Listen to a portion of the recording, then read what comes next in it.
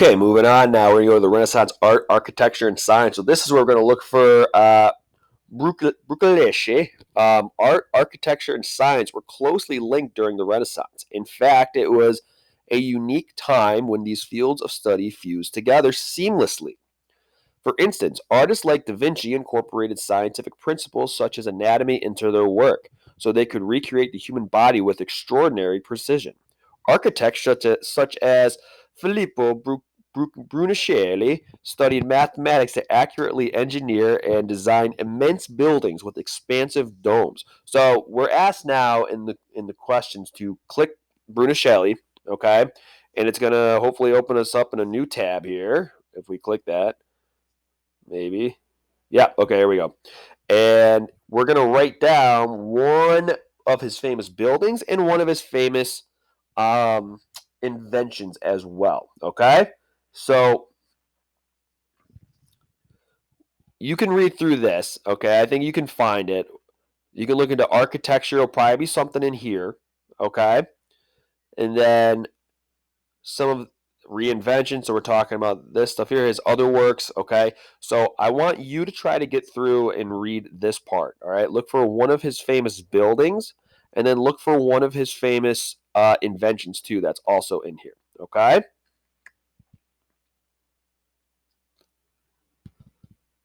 All right. We're going to go back over here now. All right.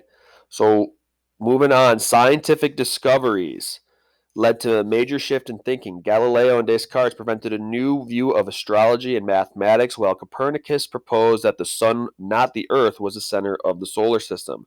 Renaissance art was characterized by realism and naturalism. Artists strived to depict people and objects in a true to life way. They used techniques such as perspective, shadows, and light to add depth to their work, emotion, and artists other qualities that artists tried to infuse in their pieces. Okay, so that's kind of important actually. I don't know if it's a question necessarily, but I want to underline that they use perspective and shadows and light to add depth to their work. Okay, some of the most famous artistic works that were produced during the Renaissance include the Mona Lisa, the Last Supper, the Statue of David, the Birth of Venus, and the creation of Adam. All these things we want to remember. They kind of show like what real humans look like. Okay, it wasn't just like weird shapes and pictures. They showed like real humans. Okay. So we're going to move on to the next question, though, which is Renaissance exploration. According to the reading, why did the Europeans begin to explore? All right. And we're going to get into the age of exploration down the road. Hopefully, we'll be back by then, but that's something that we are going to talk about. While many artists and thinkers use their talents to express new ideas, some Europeans took to the seas to learn more about the worlds around them.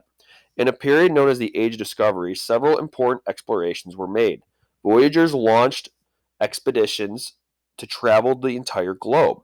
They discovered new shipping routes to the America, India, and Far East, and explorers trekked across areas that weren't fully mapped. Famous journeys taken were Ferdinand Magellan, Christopher Columbus, Amerigo Vespucci, from whom America was named, Marco Polo, Ponce de Leon, Vasco Nunez de Balboa, Hernando de Soto, and many other explorers. So we're going to find probably something in here that's going to tell us really why those Europeans began to explore. Okay. And another part of this, they want to travel the entire globe. All right, those are kind of the important things there that we want to look at. So out of those areas, we can kind of find, and we got to think about what's going on too. People are curious at this time, right? All right, let's go to religion now. So how did humanism lead to the European Christians to question the power of the Pope? All right, this is a huge one here. Humanism encouraged Europeans to question the role of the Roman Catholic Church during the Renaissance. Oh, I think we're going to get the answer here. As more people learned how to read and write and interpret ideas, they began to closely examine and critique the religion as they knew it.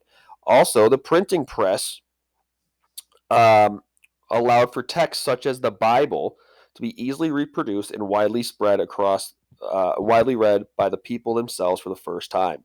In the 16th century, Martin Luther, a German monk, led the Protestant Reformation, a revolutionary movement that caused a split in the Catholic Church. Luther questioned many of the practices of the Church, whether they aligned with the teachings of the Bible. As a result, a new form of